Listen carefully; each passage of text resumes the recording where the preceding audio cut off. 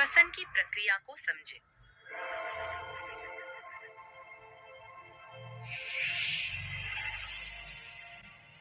मनुष्यों में श्वसन के लिए उत्तरदायी मुख्य अंग वक्ष गुहा में मौजूद होते हैं।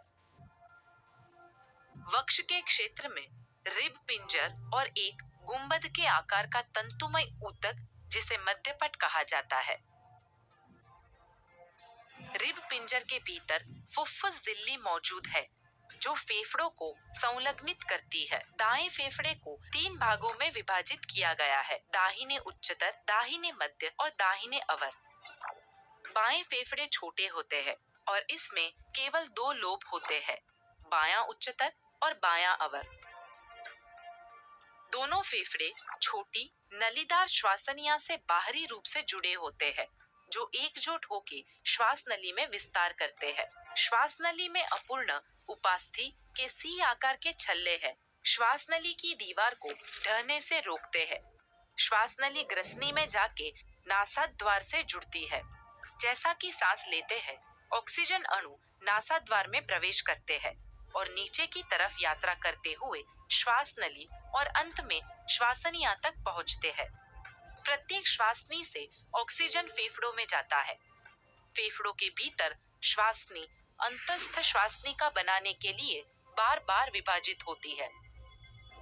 ऑक्सीजन इन अंतस्थ श्वासनिका के माध्यम से यात्रा करके वायु कूपिका तक पहुंचते हैं जो कोशिकाओं के नेटवर्क से घिरे हुए है।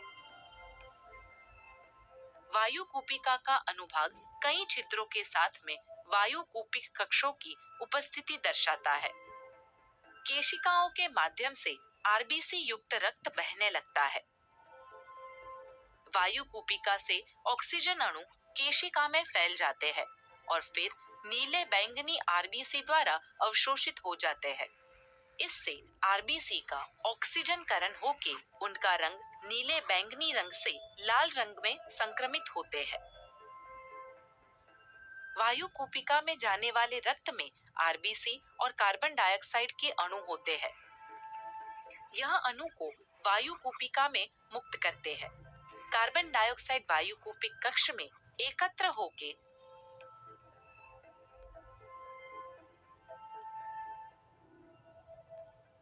अंतस्थ श्वासनिका के माध्यम से यात्रा करके श्वासनी में जाते हैं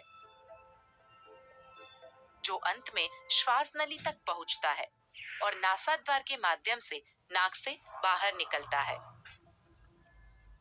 इसलिए ऑक्सीजन में समृद्ध हवा सांस में लेने की प्रक्रिया को प्रश्वसन यानी सांस लेना कहा जाता है। मांसल मध्यपट के संकुचन के बाद फेफड़े विस्तारित होते हैं और इनमें हवा बढ़ जाती है जिसके परिणाम स्वरूप वायु कूपिका की मुद्रास्फीति होती है। उच्छ्वसन के दौरान मध्यपट ऊपर की ओर बढ़ता है और फेफड़ों का अनुबंध होता है। इस प्रकार वायु कूपिका से हवा निकलती है। यह सांस छोड़ती हवा कार्बन डाइऑक्साइड में समृद्ध है। प्रश्वसन और उच्छ्वसन की प्रक्रिया को श्वसन के रूप में माना जाता है जो लगभग 20 बार प्रति मिनट होता है। सारांश: छाती के क्षेत्र में रिब पिंजर और मध्यपट देखा जाता है जो श्वसन में महत्वपूर्ण भूमिका निभाते हैं।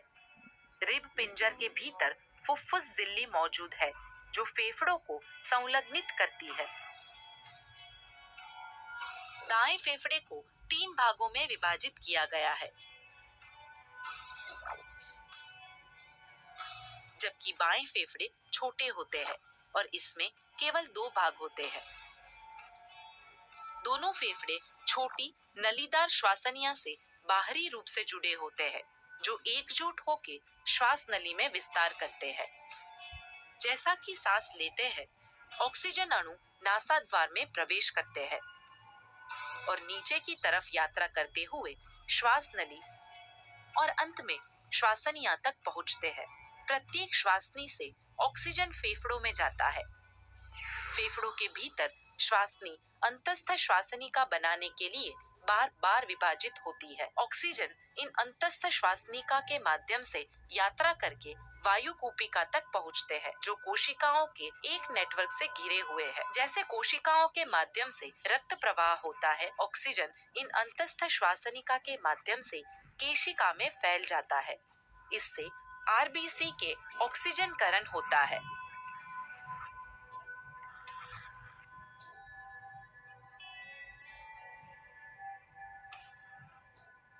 और कार्बन डाइऑक्साइड अणु वायु कूपिका में मुक्त होते हैं।